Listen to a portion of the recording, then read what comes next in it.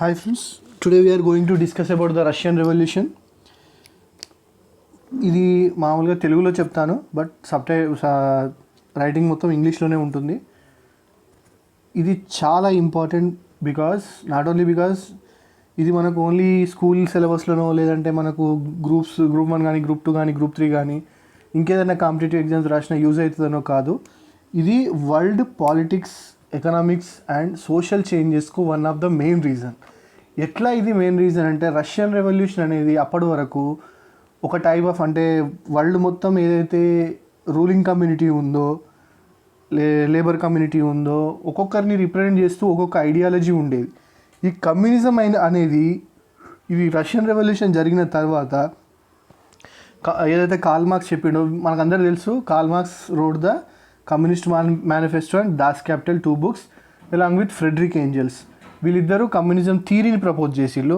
కొన్ని చేంజెస్తోని Vladimir Lenin దీన్ని రష్యాలో ప్రాక్టికల్గా దాన్ని ఎగ్జాంపుల్ చేసిండు, ప్రాక్టికల్గా చూపించిండు. అంటే ఒక ఫీల్డ్ కల్పించిండు దానికి, కమ్యూనిజం గ్రో కావడానికి. రష్యన్ రెవల్యూషన్ తర్వాత వరల్డ్ మొత్తం ఐదర్ కమ్యూనిస్ట్ ఆర్ క్యాపిటలిస్ట్ అయింది. ఒక రాజరిక దేశం అంటే మొనార్కిక్ కంట్రీస్లో తప్ప మిగతా అన్ని కంట్రీస్లో కూడా కమ్యూనిస్ట్ పార్టీ అయితే రూలింగ్లో ఉంది, గవర్నమెంట్లో ఉంది, లేదంటే ప్రతిపక్షంలో ఉంది. అంటే more than half of the population in the world in the modern history, ఈ మోడర్న్ హిస్టరీలో హాఫ్ ఆఫ్ ద పాపులేషన్ మొత్తం ప్రపంచంలో ఈ పార్టీ రిప్రజెంట్ చేసింది. అంటే ఇది ఎంత ఇంపార్టెంట్, ఇప్పుడు దీని సర్వేలెన్స్ ఎట్లా ఉంది, దీని ప్రభావం వరల్డ్ మీద ఎట్లా ఉండే, ఏ చేంజెస్కు ఇది కారణమైంది, దేనివల్ల అసలు రష్యన్ రెవల్యూషన్ అనేది స్టార్ట్ అయింది అనేది మనం ఇవాళ చూద్దాం.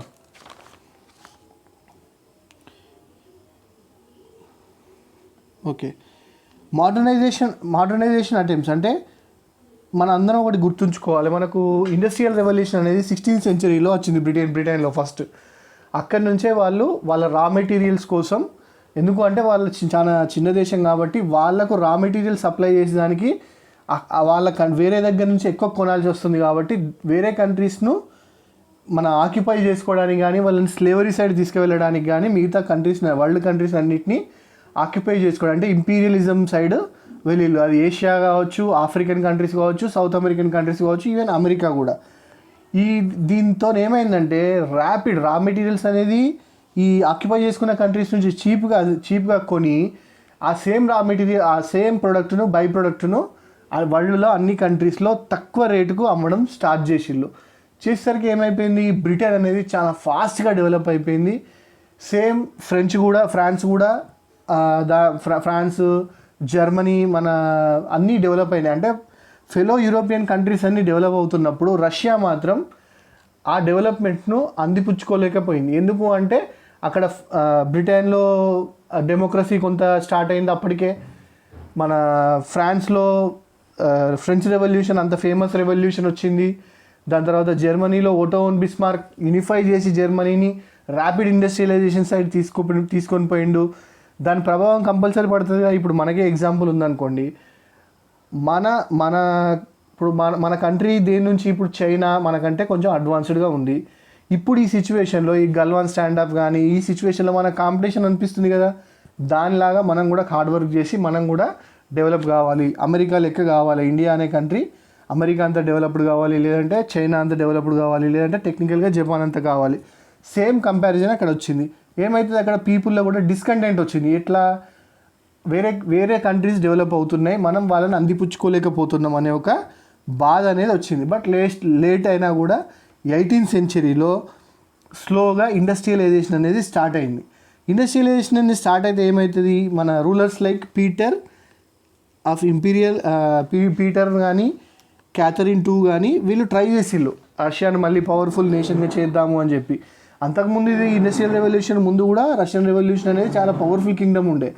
ఎందుకంటే మిగతా యూరోపియన్ కంట్రీస్తో పోలిస్తే రష్యా ఏరియా పరంగా, పాపులేషన్ పరంగా చాలా ఎక్కువ, అంటే అక్కడ యూరోపియన్ కంట్రీస్లో. కాబట్టి దీన్ని మళ్ళీ one of the powerful countries చేయాలి అని చెప్పి పీటర్ 17th century అంటే 18th century 1700 స్టార్టింగ్లో ఇన్ని రష్యన్ ఇంపీరియల్ నేవీ బిల్డ్ చేసిండు. అంటే స్ట్రాంగ్ నేవీ బిల్డ్ చేసిండు. వేరే అవసరమైన ప్లేసెస్ని ఆక్యుపై చేసుకోవడానికి కావచ్చు, లేదంటే శత్రు దేశాలతో ఏదైనా యుద్ధం వస్తే కూడా చేయడానికి కావచ్చు. మన ప్లేస్ మనం కరెక్ట్గా ప్రొటెక్ట్ చేసుకున్నప్పుడే బయటి కంట్రీస్ నుంచి మనని మనం కూడా డెవలప్ చేసుకోగలుగుతాం. కానీ అప్పటి వరకు ఏముండే, మనకు ఆల్రెడీ కాన్సెప్ట్స్ అన్నీ మనకు అలవాటే, మనకు తెలిసినవి. మనం ఆల్రెడీ నిజాం హిస్టరీలో కూడా చదివినాం. ఫ్యూడలిజం అంటే ఏంటిది? జమీందారీ సిస్టమ్, లేకుంటే మన తెలంగాణ భాషలో మాట్లాడుకోవాలంటే దొరతనం. ఈ ఫ్యూడలిజం అంటే చిన్న ల్యాండ్ హోల్డింగ్ను వాళ్ళు హోల్డ్ చేస్తారు. ఆ ఫ్యూడల్ ఎవరైతే ఉంటారో, జమీందార్ ఎవరైతే ఉంటాడో హోల్డ్ చేసి మిగతా అక్కడ ఆ ఊరు జనాలను కానీ, ఆ మండలికి సంబంధించిన జనాలను కానీ వాళ్ళను సెర్ఫ్డమ్, స్లేవరీ అంటే వెట్టి చాకిరీకి అలవాటు చేయడం. ఇప్పుడు మనకు కూడా తెలుసు కదా, మనం కూడా రెవల్యూషన్, మన తెలంగాణ రైతాంగ సాయుధ పోరాటం ఎందుకు వచ్చింది? జమీందారులకు అగెనెస్ట్గా, దొరలకు అగెనెస్ట్గా. ఒకటి గుర్తుంచుకోండి, ఎప్పుడైతే వీక్ కింగ్ ఉంటాడో ఇట్లాంటి ఫ్యూడల్స్ను ఎంకరేజ్ చేస్తాడు. ఎందుకు? వానికి రెవల్యూషన్ అనేది రాకుండా, వానికి అగెనెస్ట్గా వీళ్ళు తిరగబడి వీళ్ళ సొంత సామ్రాజ్యాలు కానీ వీళ్ళ సొంత అది కానీ ఎస్టాబ్లిష్ చేసుకోకుండా. నిజాం కూడా అదే చేసిండు. ఎందుకు అంటే ఆయన అంత పెద్ద గొప్ప రాజు కాదు, అంత కేపబిలిటీస్ లేవు. అంత కేపబిలిటీస్ లేనప్పుడు ఏమవుతుంది, కింద మల్టిపుల్ పవర్ హౌసెస్ అనేవి బిల్డ్ అవుతాయి. ఈ మల్టిపుల్ పవర్ హౌసెస్ బిల్డ్ అయినప్పుడు ఏమవుతుంది, వానికి ఉన్నది కదా, ఇప్పుడు ఉండేసరికి ఏమవుతుంది, వాడు మీదికి పెరగాలని, అయితే సుఖంగా ఉన్నా కదా, నేనెందుకు రెవల్యూషన్ చేయాలనే ఆలోచన వస్తుంది. ఎప్పుడైతే కింగ్ స్ట్రాంగ్ ఉంటాడో, ఇట్లాంటి చిన్న చిన్న జమీందార్స్ కానీ వీళ్ళందరూ లీడర్ స్ట్రాంగ్ ఉంటాడో, ఇట్లాంటి జమీందారులు కానీ వీళ్ళు కానీ ఎక్కువ ఉండరు, గవర్నమెంట్ అనేది పవర్ఫుల్గా ఉంటే. బట్ ఇక్కడ గవర్నమెంట్ చాలా వీక్ ఉండేసరికి ఏమైపోయింది, వీళ్ళు ఫ్యూడల్స్ని ఎంకరేజ్ చేసిళ్ళు, అంటే వీళ్ళు అక్కడ లోకల్గా కంట్రోల్ చేయడానికి.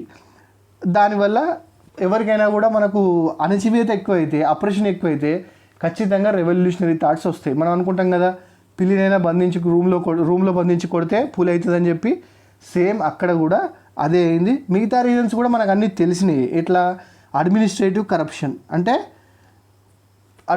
కరప్షన్ అంటే రూలింగ్లో, ఇప్పుడు మనం కూడా ఏదన్నా గవర్నమెంట్ ఆఫీస్కి వర్క్ కోసం పోయితే అక్కడ కరప్షన్ ఉండి మనని బ్రైబరీ అంటే లంచం అడిగి అట్లా చేసినప్పుడు మనకు కూడా యాస్ట్ వస్తుంది. మనకు ఎక్కువసార్లు రిపీటెడ్గా మనం వెళ్ళి వాళ్ళకు మనీ ఇవ్వలేక కంటిన్యూస్గా తిప్పుకున్నారు అనుకోండి వాళ్ళు, మనకు కూడా ఏంది సిస్టమ్ ఇంత వరస్ట్గా ఉన్నది, దీనికంటే బెటర్ సిస్టమ్ వస్తే మనకు బెటర్ ఉంటుంది కదా. ఇప్పుడు టెక్నాలజీ వల్ల మనకు కొంచెం ఆ బాధలు తప్పినాయి, ఎందుకంటే మనం డైరెక్ట్గా ఆఫీస్ పోయి చేసుకునే బాధ తప్పింది కాబట్టి మనకంత తెలుస్తలేదు. కానీ ఇప్పుడు మనం ఎవరైనా రూరల్ నుంచి గవర్నమెంట్ ఆఫీస్కి మనం ఎప్పుడైనా పోయి డైరెక్ట్గా వర్క్ చేయించుకోవాలంటే అక్కడ బ్రైబరీ కల్చర్ కానీ అడ్మినిస్ట్రేటివ్ కరప్షన్ కానీ ఎట్లా ఉందో మనకు తెలుస్తుంది.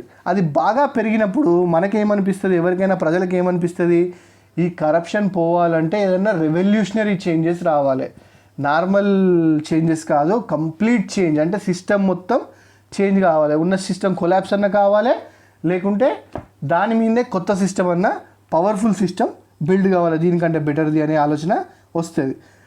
Constant conflict between orthodox and revolutionary forces. Orthodox అంటే ఎవరు అంటే అప్పటి వరకు ఉన్న ఆర్థడాక్స్ అంటే అప్పటి వరకు ఉన్న ఫోర్సెస్ అంటే ఏంటి, ఆ కింగ్ వాళ్ళ సర్కిల్, కింగ్ కానీ వాళ్ళ సైనికులు కానీ లేదంటే వాళ్ళకి సంబంధించిన రిలేటివ్స్ కానీ అక్కడ అధికారులు కానీ వాళ్ళకు మధ్యలో. అండ్ రివల్యూషనరీ ఫోర్సెస్ అంటే ఎవరు, ఎక్స్ట్రీమ్ లెఫ్ట్, వాళ్ళు ఏంటిది కంప్లీట్ చేంజ్ కావాలని వాళ్ళు, లేదు అసలు చేంజ్ కాదు ఇదే సిస్టమ్ ఉండాలి అని చెప్పి ఆర్థడాక్స్ వాళ్ళిద్దరి మధ్యలో ఘర్షణలు జరిగేది. ఆ ఘర్షణల వల్ల ప్రజలు చాలా ఇబ్బందులు పడేటోడు. రష్యన్ రెవల్యూషన్ ఇది చాలా ఇంపార్టెంట్, మనం ఇదివరకే మాట్లాడుకున్నాం. ఎందుకు అంటే ఆ ఇండస్ట్రియల్ రెవల్యూషన్ మనం ఏదైతే చెప్పుకున్నామో, బ్రిటన్లో కానీ జర్మనీలో కానీ ఫ్రాన్స్లో కానీ వచ్చిన ఇండస్ట్రియల్ రెవల్యూషన్ వల్ల అప్పటి వరకు ఏముండే, రూలింగ్ కమ్యూనిటీ ఉండే, పీసెంట్స్ అంటే ఫార్మర్స్, లేదంటే ఫ్యూడల్స్ ఉంటే వాళ్ళ కింద స్లేవరీ ఉండే. ఈ ఇండస్ట్రియల్ రెవల్యూషన్ వల్ల ఒక కొత్త క్లాస్ జనరేట్ అయింది. ఏంటిది, ఒకటి అప్పటి వరకు ఉన్న బిజినెస్ కమ్యూనిటీ ఏమో మిడిల్ క్లాస్లో ఉండే, ఇదేం క్లాసు, వర్కర్స్ అనేవాళ్ళు, అంటే బ్లూ కాలర్ జాబ్స్ చేసేవాళ్ళు, మెషిన్ ఆపరేట్ చేసేవాళ్ళు కావచ్చు, ఆ ఫ్యాక్టరీస్లో వర్క్ చేసేవాళ్ళు, వాళ్ళది ఒక క్లాస్ ఎస్టాబ్లిష్ అయ్యి కొత్తగా ఫామ్ అయ్యి. స్టార్టింగ్లో ఎట్లా ఉంటుంది, ఏ సిస్టమ్ అయినా బిల్డ్ అయ్యే ముందు వాళ్ళకి ఎక్కువ ఫెసిలిటీస్ కల్పించకుండా, ఏదంటే ఏదైనా డిమాండ్ చేస్తేనే కదా వచ్చేది, ఫెసిలిటీస్ ఎక్కువ లేకుండా అట్లా ఉండే ఆ సిస్టమ్ అట్లా ఉండడం వల్ల ఏమైపోయిందంటే వీళ్ళ లోపల ఒక డిస్కంఫర్ట్నెస్, ఏంటిది మేము ఇంత హార్డ్ వర్క్ చేస్తున్నాం, మాకు ప్రొవైడ్ చేసే ఫెసిలిటీస్ ఏం ప్రొవైడ్ చేస్తలేరు, మేము ఇంత హార్డ్ వర్క్ చేసినా కూడా మిగతా వాళ్ళందరూ బాగానే ఉన్నారు కదా అనే ఫీలింగ్ వస్తుంది. సేమ్ వీళ్ళకు కూడా అదే వచ్చింది. ఒక వర్కర్స్ మొత్తం వరల్డ్లో ఉన్న వర్కర్స్ అందరికీ ఈ రెవల్యూషన్ ఒక ఆన్సర్ లెక్క దొరికింది. వాళ్ళకి అప్పటి వరకు ఉన్న ప్రాబ్లమ్స్ను ఎట్లా అడ్రస్ చేసుకోవాలనో తెలియక చాలా సఫర్ అయ్యారు. ఈ రష్యన్ రెవల్యూషన్ అనేది సోల్లీ బేస్డ్ అంటే కమ్యూనిస్ట్ ఐడియాలజీయే. మన కార్ల్ మార్క్స్ రాసిన కమ్యూనిజంలో ఓన్లీ అర్బన్ ఇండస్ట్రియల్ సొసైటీకి సంబంధించే కమ్యూనిజం మొత్తం ఉంటుంది, కమ్యూనిస్ట్ మేనిఫెస్టో. దానికి రిలేటెడ్గా రాసింది. దాంట్లో పీసెంట్స్ కానీ మిగతా క్లాసెస్ కానీ ఉండవు. ఓన్లీ ఇండస్ట్రియల్ రెవల్యూషన్ మీద రాసిన డైరెక్షనే, ఎట్లా ఉండాలి అనేది చెప్పిన డైరెక్షనే కమ్యూనిస్ట్ మేనిఫెస్టో. ఇది రష్యన్ రెవల్యూషన్ ప్రాక్టికల్గా దానికి సొల్యూషన్ చూపించినట్టు అయింది. It is one of the great political, economical and social revolution. ఎట్లా పొలిటికల్, ఎట్లా ఎకనామికల్, ఎట్లా సోషల్ సోషల్ అంటే సొసైటీలో చేంజెస్, ఎకనామికల్ అంటే మనకు తెలుసు అప్పటి వరకు ఉన్న సిస్టమ్లో. అంటే ఇప్పుడు మన ఇండియా 1991 వరకు మిక్స్డ్ ఎకానమీ లేదంటే సోషలిస్ట్ ఎకానమీ సైడ్ బెండ్ ఉండేది. బట్ తర్వాత ఏమైంది, కంప్లీట్ క్యాపిటలిస్ట్ ఎకానమీ సైడ్ వెళ్ళింది. సరే ఇప్పుడు కూడా కొంత కంప్లీట్ క్యాపిటలిస్టిక్ ఎకానమీ ఏ కంట్రీ కాదు, బట్ ఎక్కువ బెండ్ అనేది క్యాపిటలిస్టిక్ ఎకానమీ సైడ్ వెళ్ళింది. కాబట్టి సేమ్ ఈ కమ్యూనిజం అనేది ఏ కంట్రీలో వరల్డ్లో ఏ చేంజెస్ తెచ్చింది అనేది చూద్దాం. పొలిటికల్గా కూడా ఎందుకు మనం ఇప్పుడే చెప్పుకున్నాం కదా, వరల్డ్లో ఈ కమ్యూనిస్ట్ పార్టీ అనేది అయితే అధికారంలో ఉంది లేకుంటే ప్రతిపక్షంలో ఉంది. దాదాపు దేశాల్లో ఒక మన కింగ్ రూల్ చేసే ప్లేసెస్లో కాకుండా, ఎట్లా అంటే మన దుబాయ్ అరబ్ కంట్రీస్ ఉన్నాయి కదా, అట్లాంటి ప్లేసెస్లో కాకుండా ప్రతి కంట్రీలో ఇది అదే రూలింగ్ పార్టీలో లేదంటే అపోజిషన్ పార్టీలో ఉన్నది. It formed first workers republic emergence supporter. ఇది ఫస్ట్ వర్కర్స్ రిపబ్లిక్. అంటే రష్యన్, ఇప్పుడు మన ఇండియన్ రిపబ్లిక్ అంటాం కదా, మనని ఇండియన్ రిపబ్లిక్ లేకుంటే పాకిస్తాన్ రిపబ్లిక్ లేకుంటే republic of China, republic of Turkey అని అంటాం కదా. సేమ్ ఇది రష్యా అనేది వర్కర్స్ రిపబ్లిక్గా ఎస్టాబ్లిష్ అయింది. అంటే ఈ కమ్యూనిస్ట్ ఐడియాలజీ కానీ ఈ రష్యన్ రెవల్యూషన్ కానీ మన ఇదొక వర్కర్స్కు, ఈ దేశం వర్కర్స్ రిప్రజెంటేటివ్ ఈ కంట్రీ అన్నంత బాగా చేంజెస్ అనేది వచ్చినాయి. ఇది సెయింట్ పీటర్స్బర్గ్ మన క్యాపిటల్లో ఉంటుంది. అక్కడ ఇది దాదాపు మనకు అన్ని రష్యా అనగానే ఇదే కనబడుతుంది మనకు, సెయింట్ పీటర్స్బర్గ్ క్యాపిటల్. దీంతో రిలేట్ అయ్యి చాలా ఇంపార్టెంట్ ఇష్యూస్ ఉంటాయి. సెయింట్ పీటర్స్ సండే రెవల్యూషన్ కానీ లేదంటే ఎక్కడైనా కూడా ఏ ఇష్యూస్ అయినా కూడా ఇక్కడికి ఇప్పుడు కూడా మనం మామూలుగా టీవీలలో చూడవచ్చు. తను తక్కువ చూపిస్తారు రష్యా గురించి, కానీ చూపించినప్పుడు మాత్రం Saint Petersburg capital Saint Petersburg compulsory చూపిస్తారు. ఇమీడియట్ ప్రొవకేషన్ ఏంటిది, మనకు చాలా రీజన్స్ ఉంటాయి. ఇప్పుడు మనకు తెలంగాణ ఉద్యమమే ఉంది, వేరే ఎందుకు తీసుకోవాలి, తెలంగాణ ఉద్యమం ఉంది. శ్రీకాంతాచారి మరణం కావచ్చు, యాదయ్య మరణం కావచ్చు, మనకు ఇమీడియట్ ప్రొవకేషన్ అవి. అంటే తెలంగాణ ఉద్యమం పెరగడానికి. సేమ్ ఇప్పుడు చైనాతో మనకు ఎప్పటి నుంచో కాన్ఫ్లిక్ట్ ఉంది. 1962 వార్ దగ్గర నుంచి ఇప్పటి వరకు ఎప్పుడు వాళ్ళతోని ఎక్స్ట్రాడినరీ అంటే మంచి రిలేషన్స్ అయితే లేవు. ఏ రష్యా లెక్కనో, ఇజ్రాయిల్ లెక్కనో, లేకుంటే దుబాయ్ కంట్రీస్ లెక్కనో మంచి రిలేషన్స్ అయితే లేవు. ఏదో బిజినెస్ వరకు వాళ్ళతోని నైబరింగ్ కంట్రీ కాబట్టి, బార్డర్ షేరింగ్ కంట్రీ కాబట్టి కొంతలో కొంత రిలేషన్స్ అనేది ఉండే. బట్ ఆ కాన్ఫ్లిక్ట్ను అంటే అప్పటి నుంచి రగులుతున్న కాన్ఫ్లిక్ట్ను ఏది ప్రొవోక్ చేసింది ఇమీడియట్గా దాన్ని ఎనిమిడిటీకి సైడ్ పోవడానికి? Galwan stand of. గల్వాన్లో మన 20 సైనికులు చనిపోవడం వల్ల మనందరికీ ఒక సెన్స్ ఆఫ్ యాంగ్రీ అంటే కోపం వచ్చింది వాళ్ళ మీద, చైనా మీద. ఇమీడియట్గా ఎట్లయినా మనం చైనాను ఏదో విధంగా దెబ్బ కొట్టాలి. అది మన ఆర్మ్డ్ బ్యాటిల్ కావచ్చు లేదంటే వ్యాలెట్ బ్యాటిల్ కావచ్చు. వ్యాలెట్ బ్యాటిల్ అంటే ఏంటిది, మన ఎకనామిక్ పవర్తోని. అది మనం ఆల్రెడీ స్టార్ట్ చేసినాం. దీనికి కూడా ఇమీడియట్ ప్రొవకేషన్ ఏంటిది, రష్యన్ రెవల్యూషన్కి కూడా ఇమీడియట్ ప్రొవకేషన్ ఏంటిది? అక్కడ మనకు రష్యాలో కింగ్స్ను సిజార్స్ అని అంటారు, సార్ అని అంటారు, TSAR. ఈ రెండిట్లో ఏదైనా కూడా కరెక్టే. ఆయనే సిజార్ వాళ్ళు రూల్ చేసేవాళ్ళు. వీళ్ళు ఏ డైనస్టీకి చెందిన వాళ్ళు, రోమనోవ్ డైనస్టీకి చెందిన వాళ్ళు. ఈ రోమనోవ్ డైనస్టీకి చెందిన వాళ్ళు కాబట్టి వీళ్ళు కౌన్సిల్ ఆఫ్ మినిస్టర్స్తోని, రోమనోవ్ డైనస్టీకి సంబంధించిన వీళ్ళు కౌన్సిల్ ఆఫ్ మినిస్టర్తో కలిసి రూల్ చేసేవాళ్ళు. It's an autocratic rule with imperial policy. Autocratic rule అంటే ఏంటిది? మనకు అందరు డెమోక్రసీ తెలుసు, కమ్యూనిస్ట్ కంట్రీస్ తెలుసు. ఆటోక్రసీ అంటే డెమోక్రసీ లేకుండా ఒకరి రూల్ కిందనే ఉండడం, లేదంటే మనకు ఏదైనా ప్రొటెక్ట్ చేసే రైట్స్ కానీ, ఇప్పుడు మనకు ఏవైతే డెమోక్రటిక్ రైట్స్ ఎంజాయ్ చేస్తున్నాం అంటే పీపుల్స్ రిపబ్లిక్ కాదు అది. అది మన ఓన్లీ కింగ్షిప్, అంటే ఒక కింగ్ని రిప్రజెంట్ చేస్తూ మాత్రమే ఉన్న కంట్రీని, ఆయన డిసిషనే ఫైనల్ అయిన కంట్రీని ఆటోక్రటిక్ గవర్నమెంట్ అని అంటాం. వీళ్ళు ఏంటిది? ఇంపీరియల్ పాలసీ అంటే ఏంటిది? అంటే ప్రపంచాన్ని ఆక్యుపై చేసుకోవాలి. ఇంపీరియలిజం అంటే వేరే దేశాలను ఆక్యుపై చేసుకోవాలి అని చెప్పి. దీని చుట్టూ ఉన్న బాల్కన్ కంట్రీస్ని కానీ, తుర్కమిస్తాన్ కానీ, అట్లాంటి చెచెన్యాన్ కానీ, ఇవన్నీ కంట్రీస్ను ఇది ఆక్యుపై చేసుకొని లేటర్ 1922లో యుఎస్ఎస్ఆర్గా ఫామ్ అయింది. అంటే దీని పాలసీ ఇంపీరియలిస్టిక్ పాలసీ. ఈ రష్యన్ సొసైటీ అనేది 2 క్లాసెస్గా మనకు డివైడ్ అయింది. ఏంటిదట? Nobles and serfs. నోబుల్స్ అంటే ఎవరు? నోబుల్స్ అంటే దొరలు, జమీందారులు, ఇప్పటివరకు మనం మాట్లాడుకున్నాం కదా, అధికారులు, వాళ్ళను నోబుల్స్ అని అంటారు. లేదంటే సెర్ఫ్ సిస్టమ్. సెర్ఫ్ అంటే ఏంటిది? వెట్టి చాకిరీ లేదా స్లేవరీ. మామూలుగా అయితే మనకు ఫ్రెంచ్ రెవల్యూషన్లో లేదంటే కమ్యూనిస్ట్ మేనిఫెస్టోలో 4 అంచెల వ్యవస్థ అనేది ఉంటుంది. దాన్ని బ్రేక్ చేయడానికి కమ్యూనిస్ట్ ఫిలాసఫీ పనికొస్తుంది అని చెప్పి. ఏంటిది? ఇవే కాకుండా కింగ్స్, క్లర్జీ, కింగ్స్, ఈ middle class and working class, ఇట్లా 4 సిస్టమ్స్ ఉండే. ఇక్కడ ఏంటిది? బోర్జువాస్ అంటే మిడిల్ క్లాస్, బోర్జువాస్ అంటే మిడిల్ క్లాస్ వీళ్ళు ఉండే. క్లర్జీ కూడా ఉండే. క్లర్జీ అంటే ఎవరు? అయ్యగారులు.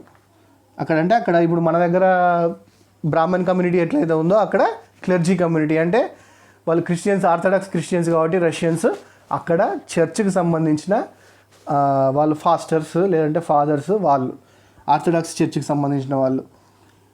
నోబుల్స్ ఇప్పటిదాకానే మనం చెప్పుకున్నాం కదా, జమీందారు వాళ్ళు పవర్ఫుల్ రూలర్ ఉన్నప్పుడు జమీందారీ సిస్టమ్ అనేది ఎక్కువ వాళ్ళు అది చేయరు, ఎక్కువ ఎంకరేజ్ చేయరు. బట్ ఇక్కడ ఏమైంది? పవర్ఫుల్ రూలర్ కాదని మనం ముందే చెప్పినాం కదా, కాబట్టి నోబుల్స్కు ఎట్లాంటి పరిధులు అనేది పెట్టలేదు వాళ్ళు, ఎట్లాంటి రూల్స్ కానీ రెసిస్టెన్స్ కానీ. ఇప్పుడు మనం ఉన్నాం డెమోక్రటిక్ కంట్రీలో ఉన్నాం, ఇప్పుడు మోడర్న్ సొసైటీలో మన కలెక్టర్ కానీ లేకుంటే పోలీస్ కమిషనర్ కానీ వాళ్ళు కూడా అధికారులే, చాలా పెద్ద అధికారులు, డిస్ట్రిక్ట్ హెడ్. కానీ వాళ్ళు కాన్స్టిట్యూషన్కు బైండ్ అయ్యి రన్ చేయాలి. గవర్నమెంట్ అంటే పీపుల్ సెలెక్టెడ్ గవర్నమెంట్కు బైండ్ అయ్యి రన్ చేయాలి. వాళ్ళ సొంత డెసిషన్స్ తీసుకోవడానికి, వాళ్ళ సొంత రూల్స్ ఇంప్లిమెంట్ చేసేదానికి మన కాన్స్టిట్యూషన్ ఒప్పుకోదు. అక్కడ ఏంటిది? ఆటోక్రటిక్ గవర్నమెంట్లో ఏమవుతుంది? అక్కడ ఎవరైతే నోబుల్స్ ఉన్నారో లేదంటే ఎవరైనా అధికారులు ఉన్నారో, ఆర్మీ ఉన్నదో, పోలీస్ ఉన్నదో, వాళ్ళు చెప్పిందే ఫైనల్ అవుతుంది. కింగ్ ఏ రూల్ పాస్ చేస్తే అది ఫైనల్ అవుతుంది. అయ్యేసరికి ఏమైంది? కానీ వాళ్ళు ఆన్సరబుల్ ఎవరికి కాదు, but enjoyed the privileges. Enjoyed the privileges అంటే వాళ్ళు చాలా వాళ్ళకు ఉన్న అధికారాలు మాత్రం ఎంజాయ్ చేసేది. ఇప్పుడు మనం కూడా ఓన్లీ రైట్స్ ఉండి రెస్పాన్సిబిలిటీస్ లేకుంటే ఎట్లుంటుంది? మనకు రైట్స్ కంటే ఎక్కువ రెస్పాన్సిబిలిటీస్ ఉంటాయి మన కాన్స్టిట్యూషన్లో, ఇండియన్ కాన్స్టిట్యూషన్లో. ఎందుకు అంటే మనం బాధ్యతలు కూడా ఎక్కువ, మన అధికారం పెరుగుతున్న కొద్దీ మన బాధ్యతలు కూడా పెరుగుతాయి. ఇప్పుడు మనం డెమోక్రసీలు ఉన్నాం, రూలింగ్ గవర్నమెంట్నే కదా క్వశ్చన్ చేస్తాం ఎప్పుడైనా కూడా. అంటే ఇప్పుడు మీకు ఎప్పుడైతే అధికారం వచ్చిందో అట్ ద సేమ్ టైం వాటితో పాటు రెస్పాన్సిబిలిటీస్ కూడా ఉండాలి. బట్ వీళ్ళు ఏంటిది? ఓన్లీ అధికారాలు మాత్రమే ఎంజాయ్ చేసిళ్ళు, రెస్పాన్సిబిలిటీస్ మాత్రం ఎంజాయ్ చేయలేదు. ఈ సెర్ఫ్స్ను అంటే స్లేవ్స్ని ఎట్లా ట్రీట్ చేసేవాళ్ళు అంటే వీళ్ళు వేరే దేశాలకు అమ్మేటోళ్ళు. స్లేవ్ ట్రేడ్ అనేది ఉండేది అప్పుడు, తర్వాత రద్దయింది. కానీ స్లేవ్ ట్రేడ్ అంటే స్లేవ్స్ను ఒక దేశం నుంచి ఒక దేశానికి కానీ లేకుంటే నోబుల్స్కి అమ్మడం కానీ అట్లా జరిగేది. అండ్ సెంట్ టు సైబీరియాలో వాళ్ళ జైలు ఉండేది. చాలా సైబీరియా మీకు కూడా తెలుసు, కూలెస్ట్ ప్లేస్. అక్కడికి పంపించేవాళ్ళు లేకుంటే చంపేసేవాళ్ళు కూడా చాలాసార్లు. ఎందుకు? వీళ్ళకి ఎదురు తిరిగినందుకు. దానివల్ల కంపల్సరీ డిస్కంటెంట్ వస్తుంది కదా, అది వన్ ఆఫ్ ద ప్రొవొకేషన్.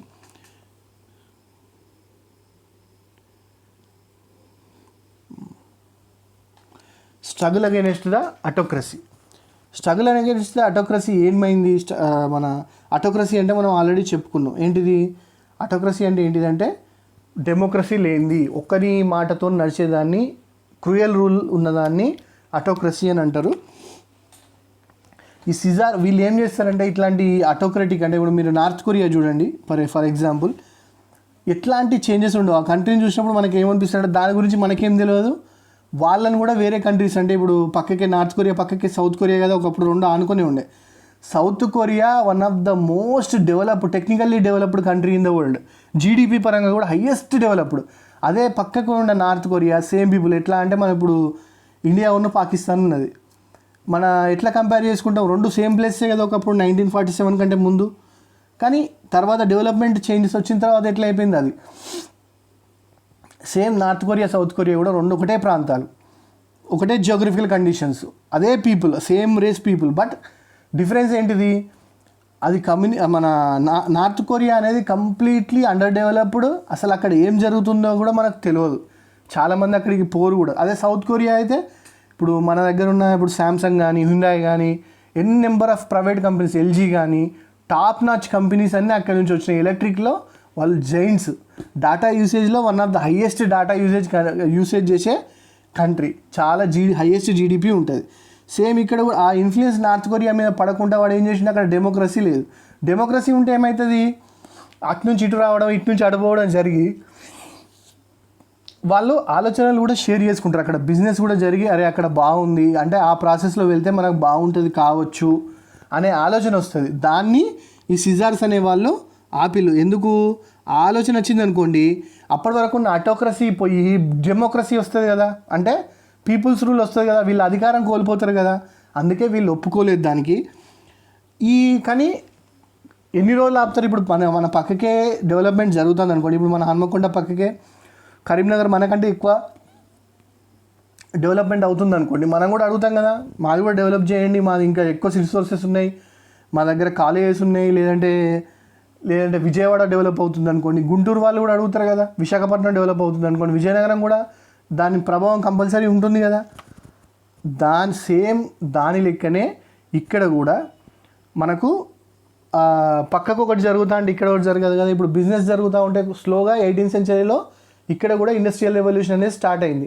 అప్పుడు ఏమవుతుంది, ఈ ఇండస్ట్రియల్ రెవల్యూషన్లో వీళ్ళు ప్రొడ్యూస్ చేసిన గూడ్స్ అక్కడ అమ్మడానికో లేదంటే అక్కడ రా మెటీరియల్ కొనడానికో అయితే వెళ్తారు కదా. వెళ్ళినప్పుడు అక్కడ ఉన్న సిస్టమ్, అక్కడ ఉన్న డెవలప్మెంట్ చూసి కంపల్సరీ ఆ థాట్స్ కూడా షేర్ చేసుకుంటారు కదా. ఇక్కడ ఆ షేర్ చేసుకున్నప్పుడు ఖచ్చితంగా పబ్లిక్ కూడా ఆలోచన అనేది చేంజ్ అవుతుంది కదా, అరే ఈ రూల్ మంచిగా లేదు అక్కడ బాగుంది అనేది వస్తుంది కదా కంపల్సరీ థాట్. అది ఎవరెవరు దీన్ని ఇన్స్పైర్ చేసిళ్ళు, లియో టాల్స్టాయ్, వీళ్ళంతా writers, Turgenev and Dostoevsky. Impressed the యూత్ను బాగా ఇంప్రెస్ చేసిళ్ళు వీళ్ళ రచనలతోని. ఎట్లా మనం war and peace, Leo Tolstoy example war and peace తీసుకోండి, ఎట్లా ఉంటుంది, మనం ఎట్లా చేంజ్ కావచ్చు రెవల్యూషనైజ్గా, ఇండస్ట్రియల్ రెవల్యూషన్ వస్తే డెమోక్రసీ వస్తే అనేది వీళ్ళ రచనలో వీళ్ళు చెప్పిళ్ళు. దీని నుంచే ఈ ఇప్పుడు యూత్ని కంపల్సరీ ఇప్పుడు మన ఏ రెవల్యూషన్ వచ్చినా కూడా అలా మల్టిపుల్ ఫేసెస్ ఉంటాయి. ఇప్పుడు మన ఇండియన్ ఇండిపెండెన్స్ కూడా చూడండి, మోడరేట్స్ ఉంటారు, ఎక్స్ట్రీమిస్ట్ ఉంటారు. అదే బాలగంగాధర్ తిలక్, లాలా లజపత్ రాయ్ వీళ్ళంతా ఎక్స్ట్రీమిస్ట్ కిందికి వస్తారు. దాదాబాయి నవరోజీ వాళ్ళంతా మోడరేట్స్ కిందికి వస్తారు. దాని తర్వాత రెవల్యూషనరీస్ కూడా వచ్చాయి కదా, చంద్రశేఖర్ ఆజాద్ కానీ, భగత్ సింగ్ కానీ, సుభాష్ చంద్రబోస్ కానీ, గాంధీయన్స్ కూడా ఉన్నారు. కాబట్టి డిఫరెంట్ స్ట్రాటజీస్లో ఎప్పుడైతే మనం కంప్లీట్ చేంజెస్కి ఇప్పుడు మన కంప్లీట్ చేంజెస్కి ఎప్పుడైతే మనం కోరుకుంటామో ఖచ్చితంగా ఎంతో కొంత మల్టిపుల్ వేస్లో డివైడ్ అవుతుంది యూత్ కానీ ఆడ రెవల్యూషన్ కానీ. ఇక్కడ కూడా సేమ్ అదే అయింది.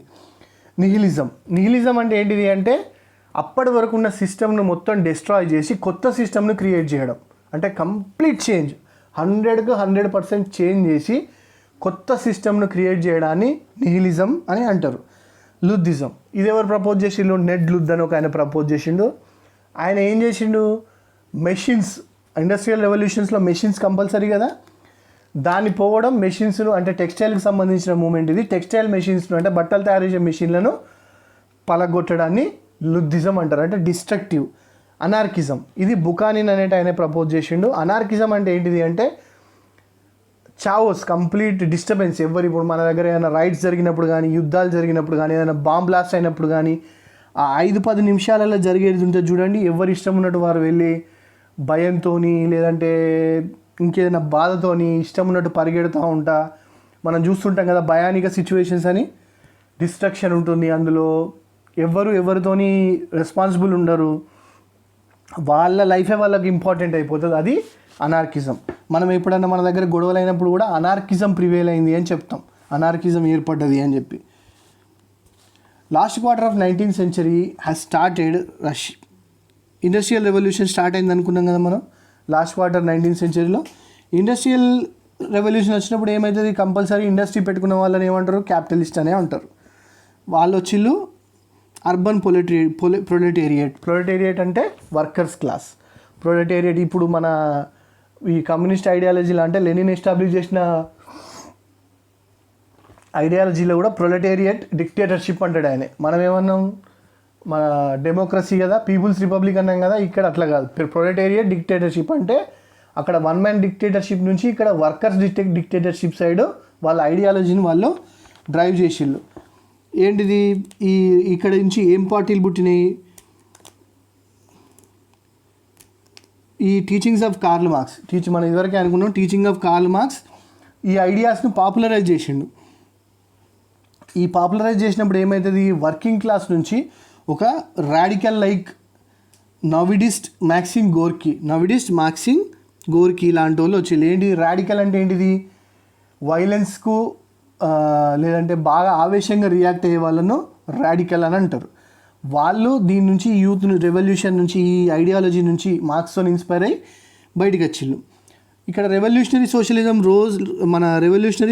Rose in labour class. Socialism అంటే మన అందరికీ తెలుసు, సామ్యవాదం అంటే సమాజ స్థాపన, అందరూ ఈక్వల్గా ఉండాలి, వర్కింగ్ క్లాస్ అయినా రూలింగ్ క్లాస్ అయినా అందరూ ఒకటే తీరుగా బతకాలి, ఒకటే స్కూల్స్కి వెళ్ళాలి, ఒకటే హాస్పిటల్స్కి వెళ్ళాలి అనేది సామ్యవాదం. అంటే లైటర్ టర్మ్లో దాని పర్ఫెక్ట్ డెఫినేషన్ వేరే ఉంటుంది, అది ఇంకొకసారి డిస్కస్ చేసుకుందాం. రెవల్యూషనరీ సోషలిజం అంటే ఆ సోషలిజం ఎట్లా ఎస్టాబ్లిష్ చేస్తారు వీళ్ళు, ఒక ఇంపోజిషన్తో అంటే ఆర్మ్డ్ స్ట్రగుల్తోని రెవల్యూషనరీ సోషలిజం అనేది పెరిగింది 1895లో. అండ్ వర్క్మెన్స్ డెమోక్రటిక్ పార్టీ కూడా వీళ్ళు ఏం ఫౌండ్ చేసిళ్ళు, workmen's democratic party was founded. 1901లో ఏంటిది, సోషల్ రెవల్యూషనరీ పార్టీ. వీళ్ళు మల్టిపుల్ పార్టీస్ ఏర్పడతాయి అని చెప్పినాం కదా. ఇదో మన ఫస్ట్ పెట్టిందో రివల్యూషనరీ సోషలిజం పెరిగింది, వర్క్మెన్స్ డెమోక్రటిక్ పార్టీ ఏమో వర్కర్ క్లాస్ పెట్టుకున్నది, అంటే లేబర్ క్లాస్ పెట్టుకున్నది. 1901లో అంటే మిడిల్ క్లాస్ బోర్జువాస్ పెట్టుకున్న పార్టీ ఏంటిది, social revolutionary party. Middle class radicals, అదో లేబర్ క్లాస్ రాడికల్స్, ఇది middle class radicals party. Believed terrorism as a weapon, అంటే మన ఆల్మోస్ట్ కొంత నక్సలైట్ల లెక్క అనుకోండి, ఇక్కడ మావోయిస్టులు తెలుసు కదా మీకు, ఆల్మోస్ట్ అట్లా అంటే ఆర్మల్ స్ట్రగుల్తోని మనకు అధికారం వస్తుంది అని చెప్పి.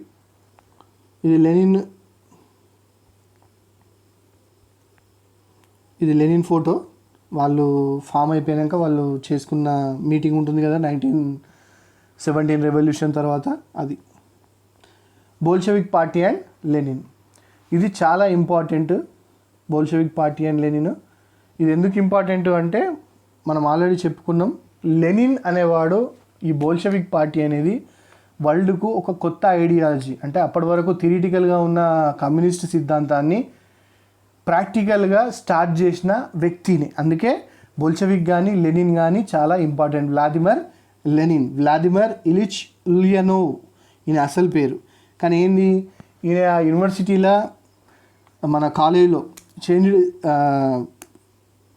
యూనివర్సిటీ కాలేజీలో ఒక పొలిటికల్ గ్రూప్లో జాయిన్ అవుతాడు. అది గవర్నమెంట్కి అగెనిస్ట్గా, అంటే అప్పుడున్న రూలింగ్ గవర్నమెంట్కి అగెనిస్ట్గా ఉంటుంది.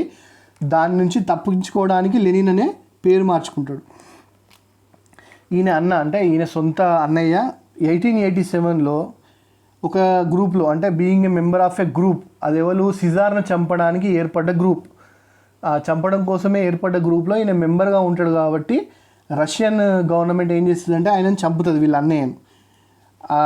ఆయనను చంపడానికి ట్రై చేసిందని చెప్పి ఈయనను చంపుతాడు. ఆయన ఎవరు, సిజార్ అలెగ్జాండర్ III, అంటే నికోలస్ II కంటే ముందు వచ్చినోడు. Lenin developed Marxist ideas. He was imprisoned and was exiled to Siberia.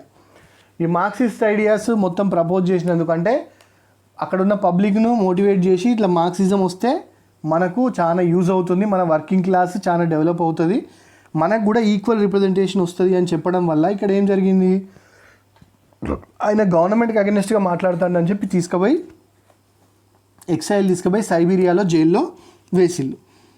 ఈ వాజ్ డిబార్డ్ ఫ్రమ్ ద, అంటే కాలేజ్ నుంచి తీసేసిళ్ళు రెవల్యూషనరీ యాక్టివిటీలో పార్టిసిపేట్ చేసినందుకు క్యాజియన్ యూనివర్సిటీ నుంచి.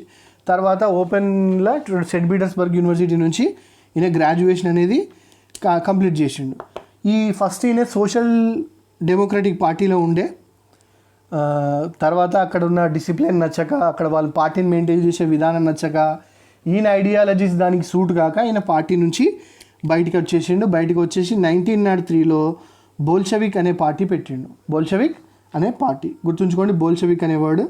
బోల్షవిక్ స్టూడ్ ఫర్ ఎక్స్ట్రీమ్ మెజర్స్. నేను చెప్పిన కదా డిక్టేటర్షిప్ ప్రొలెటేరియట్ అని. డిక్టేటర్షిప్ ప్రొలెటేరియట్ అంటే డిక్టేటర్షిప్ అంటే ప్రొలెటేరియట్ అంటే వర్కింగ్ క్లాసే రూలింగ్ కమ్యూనిటీగా ఎస్టాబ్లిష్ అయిన డిక్టేటర్షిప్. అంటే సింగిల్ మెన్ డిక్టేటర్షిప్ నుంచి మల్టిపుల్ మెన్ డిక్టేటర్షిప్ సైడ్ ఈయనే తీసుకెళ్ళిండు. ఇది బ్లడీ సండే రెవల్యూషన్ రోజు 1905లో జరిగింది. మనం ఇప్పుడు చూద్దాం అది ఎట్లా జరిగిందో. ఈయన సాస్ నికోలస్ చూడండి, ఇక్కడ నెత్తి మీద కిరీటం మీద పాములు ఇచ్చి, అంటే ఆయన క్రూయల్గా ఆయన వే ఆఫ్ థింకింగ్ ఇంతమందిని చంపిండు. అప్పుడు ఆ బ్లడీ సండే రెవల్యూషన్ రోజు థౌజండ్స్ ఆఫ్ పీపుల్ చనిపోతారు. 1905 రెవల్యూషన్ ఇది చాలా ఇంపార్టెంట్. రష్యన్ రెవల్యూషన్లో 1905 రెవల్యూషన్. 1905 రెవల్యూషన్ కోసం చాలా మల్టిపుల్ రీజన్స్ ఉంటాయి ఇది రావడానికి. బట్ మనం ఏవైతే ఇంపార్టెంట్ రీజన్స్ ఉన్నాయో అవి చూద్దాం. Liberalism challenged in first come by industrial revolution. ఇది ఆల్రెడీ మనం అనుకున్నాం. ఆ ఇండస్ట్రియల్ రెవల్యూషన్తో మనకి ఇప్పుడు తెలంగాణ కూడా కొంచెం ఎడ్యుకేట్ అయినాక, కొంత డెవలప్ అయినాక మన అధికారం మనకే కావాలి, మనల్ని మనమే రూల్ చేసుకుంటాం అనేది ఒక ఉద్యమం స్టార్ట్ అయింది కదా చదువుకున్న వాళ్ళలో, కమ్యూనిటీలో. ఇక్కడ కూడా సేమ్ ఏంటిది, లిబరలిజం అంటే ఫ్రీ సొసైటీ. ఫ్రెంచ్లో వచ్చిన లిబరలిజం థాట్ ఇక్కడ వీళ్ళకి కూడా వచ్చి, మాకు ఆటోక్రసీ వద్దు, మాకు కూడా డెమోక్రసీ కావాలి, లిబరల్గా ఉండాలి అని చెప్పి ఆ ఇండస్ట్రియల్ రెవల్యూషన్తో వచ్చింది. మళ్ళీ they wanted to represent the government, అంటే వాళ్ళకు అధికారం కూడా కావాలి. ఎందుకంటే అధికారం ఎందుకు కావాలి, వాళ్ళు అనుకున్న ఐడియాలజీలో కంట్రీని డెవలప్ చేయాలంటే కంపల్సరీ గవర్నమెంట్లకు అయితే రావాలి కదా. మనం అనుకున్న థియరీని ప్రపోజ్ చేయాలంటే, ప్రాక్టికల్గా చేయాలంటే రావాలి కదా. సిజార్ నికోలస్ కూడా అక్కడ reactionary minister. Influence reactionary Plehve turned deaf ear. ఈ ప్రాబ్లమ్స్కు, ఈ పబ్లిక్లో పెరుగుతున్న అగెనిస్ట్ థాట్స్కు ఇప్పుడు మనం ఏంటిది, ఇప్పుడు పబ్లిక్లో ఏదైనా రెవల్యూషన్ వచ్చింది అనుకోండి, గవర్నమెంట్ కరెక్ట్ టైంకి అడ్రస్ చేస్తే ఆ ప్రాబ్లం అక్కడితో ఎండ్ అవుతుంది. అదే దానికి పెడచెవిన పెట్టి అగ్రెసివ్గా కనుక రియాక్ట్ అయ్యాలి అనుకోండి, ఆ రెవల్యూషన్ ఇంకా పెద్దగా అవుతుంది. ఇక్కడ కూడా సేమ్ జరిగింది. అక్కడ రియాక్షనరీ మినిస్టర్ అంటే ఇది పట్టించుకోకుండా కొంచెం ఆవేశానికి వచ్చి, మాకు అగెనెస్ట్గా మాట్లాడతారా, మా గవర్నమెంట్కి అగెనెస్ట్గా మా గవర్నమెంట్ కూల్చాలని చూస్తారా అని చెప్పి ఈ పేలేవ్ అనేటోడు ఏమన్నాడు, పెడచెవిన పెట్టిండు అక్కడ జరుగుతున్న విషయాలన్నింటినీ. మళ్ళీ 1905లో ఏమైంది, జపాన్, అతి చిన్న దేశం జపాన్, కొన్ని దీవుల సమూహారం జపాన్, అది రష్యాను ఘోరంగా ఓడించింది యుద్ధంలో. చైనాను ఆక్యుపై చేసుకోవడానికి జరిగిన యుద్ధంలో రెండు దేశాలు కొట్టుకొని దారుణంగా, అంటే ఘోరంగా డిఫీట్ చేసింది రష్యాను. చేసాక ఏమవుతుంది, ఇప్పుడు మన మామూలుగా ఇప్పుడు ఉన్నాం అనుకోండి, మామూలు కంట్రీస్లో ఇప్పుడు అమెరికా ఏదైనా చిన్న దేశం ఏదైనా శ్రీలంకతో ఓడిపోయింది అనుకోండి, మనకి ఎంత యుద్ధంలో ఓడిపోయింది అనుకోండి ఎట్లా అనిపిస్తుంది మనకు. సేమ్ ఇక్కడ కూడా అదే జరిగింది. ఒక సూపర్ పవర్ కంట్రీని, ఇంత లార్జ్ పాపులేషన్ను అది దారుణంగా డిఫీట్ చేయడం వల్ల అక్కడ ఏమైపోయింది, సోషల్ అన్రెస్ట్. ఈ యుద్ధం జరిగే కాలంలో జపాన్ స్ట్రాటజిక్గా ఏం చేసింది, ఆడ గవర్నమెంట్ వీక్ ఉన్నది, పబ్లిక్ అగెనెస్ట్ ఉన్నారు కాబట్టి వాళ్ళకు ఆర్మ్స్ అండ్ అమ్యునిషన్ సప్లై చేసింది, మనీ కూడా ఇచ్చింది రష్యన్ పీపుల్కు. అక్కడైతే ఏదైతే రెవల్యూషనరీ పార్టీస్ ఉన్నాయో వాళ్ళకు కూడా. ఇప్పుడు మన ఇండియాలో కూడా మనకు ఒక 2014 కంటే ముందు మనకు రెగ్యులర్గా టెర్రరిస్ట్ అటాక్స్ అయ్యేది ఇండియాలో. ఎక్కడనో ఒక బాంబ్ బ్లాస్ట్ కావడం, టెంపుల్స్లో కానీ హోటల్స్లో కానీ టెర్రరిస్ట్ అటాక్స్ కావడం, కొన్ని వందల మందిని చంపడం. అది ఎట్లా అవుతుంది, వేరే కంట్రీస్ ఇప్పుడు పాకిస్తాన్ కానీ చైనా కానీ ఇక్కడ ఇండియన్ టెర్రరిజంను ఎంకరేజ్ చేసి వాళ్ళకు ఆర్మ్స్ అండ్ అమ్యునిషన్ సప్లై చేస్తారు, మనీ కూడా ఇస్తారు. సేమ్ ఈ యుద్ధం జరుగుతున్నప్పుడు ఏమైంది, సేమ్ జపాన్ కూడా అదే చేసింది. ఆర్మ్స్ అండ్ అమ్యునిషన్స్ మనీ ఇచ్చేసరికి రష్యాలున్న అక్కడ ఎవరైతే రెవల్యూషనరీ పార్టీకి సంబంధించిన వాళ్ళు ఉంటారో, అంటే అగ్రెసివ్ అయిన వాళ్ళు, అది బోల్షెవిక్స్ కావచ్చు ఎవరైనా కావచ్చు, వాళ్ళు గవర్నమెంట్ ఆఫీసర్స్ మీద అక్కడ నోబుల్స్ మీద దాడులు చేసి వాళ్ళని చంపడం స్టార్ట్ చేసిళ్ళు. వాళ్ళని చాలా మందిని చంపిళ్ళు, అనార్కీ ప్రివేల్ అయింది. ఇది మళ్ళీ ఏంటిది, ఈ సోషల్ డిస్కంటెంట్ పెరగడం, సిజార్ ఆర్మీ బ్రూటాలిటీ, ఆర్మీ ప్రజల్ని ఘోరంగా ట్రీట్ చేయడం, మళ్ళీ influence of Rasputin. Influence of Rasputin and tsarina over Nicholas II. Tsarina ఎవరు? Tsarina Alexander. ఆమె ఒక లేడీ. ఆమె చాలా అంటే విక్డ్ ఆర్ కన్నింగ్ అప్పుడున్న పర్సెప్షన్ ప్రకారం. ఆమె ఇన్ఫ్లుయెన్స్లో వచ్చి రస్పుతిన్ అంటే వైల్ మాంక్ రస్పుతిన్ అంటే విక్డ్ పర్సన్ ఇతను వచ్చి సిజార్ పట్టించుకోకపోవడం వల్ల ఈ సంఘటనలు చాలా వరకు జరిగినాయి. మళ్ళీ ఇంకొకటి ఏంటిది, ఇప్పుడు అక్కడ అనార్కీ ప్రివేల్ అవుతుంది అంటే ఏముంటుంది, డిఫరెంట్ పొలిటికల్ పార్టీస్ మేము గవర్నమెంట్లోకి రావాలి, మా ఐడియాలజీ రావాలని అక్కడ లోకల్గా కొట్లాట జరిగింది అనుకోండి. లిబరల్స్ ఎవరెవరు వాళ్ళు? Liberals, constitutional monarchist, socialist party and socialist revolutionary party. Liberals అంటే ఏంటిది? ఫ్రీ సొసైటీ, డెమోక్రటిక్ సొసైటీ కోరుకునే వాళ్ళు. కాన్స్టిట్యూషనల్ మోనార్కిస్ట్ అంటే ఎవరు? ఈ సేమ్ ఇప్పుడు మనం ఏదైతే ప్రొలెటేరియట్ డిక్టేటర్షిప్ అనుకున్నామో అదే కాన్సెప్ట్. అంటే కాన్స్టిట్యూషన్తోని పాటు మోనార్కిజం అంటే మోనార్కీ అంటే వన్ మ్యాన్ రూల్. అది కూడా సోషలిస్ట్ పార్టీ అంటే కమ్యూనిజం. సోషలిజంలో కమ్యూనిజం ఒక part. Socialist revolutionary party. Different parties, different ideologies. మాది గవర్నమెంట్కి రావాలని వాళ్ళే కొట్టుకోవడం స్టార్ట్ అయింది. మళ్ళీ declaration of Russia as a state language. మనం ఇదివరకే అనుకున్నాం కదా, Russia is a imperial colony అని చెప్పేసి. వాళ్ళ చుట్టుపక్కల బాల్కన్స్ కానీ మిగతా కంట్రీస్ని కానీ ఆక్యుపై చేసుకొని ఉన్నారు. దాంట్లో ఏమైంది, దాంట్లో వాళ్ళ ఓన్ కల్చర్ ఉంటుంది. ఇప్పుడు డిఫరెంట్ లాంగ్వేజెస్ ఉంటాయి. ఎట్ ద సేమ్ టైం అవి ఉండడం వల్ల ఏమవుతుంది, వీళ్ళు ఓన్లీ వన్ లాంగ్వేజ్ ఉండాలి, రష్యన్ లాంగ్వేజ్ మాత్రమే మాట్లాడాలనేసరికి అక్కడ లోకల్ పీపుల్ నుంచి కూడా చాలా ఎక్కువ అన్రెస్ట్ వచ్చింది.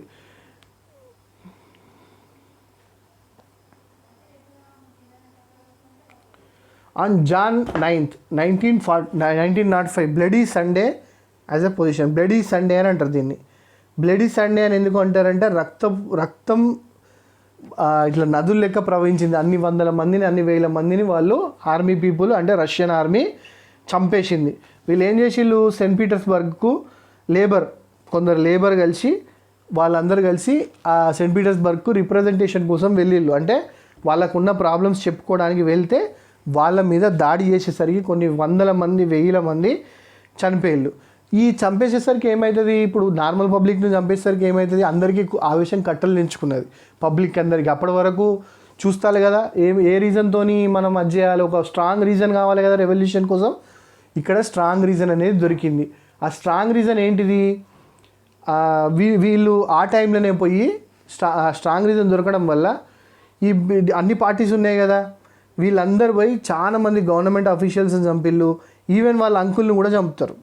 వాళ్ళ అంకుల్ని చంపేసరికి ఒకటేసారి నికోలస్ II అంటే సిజార్ షాక్ అవుతాడు.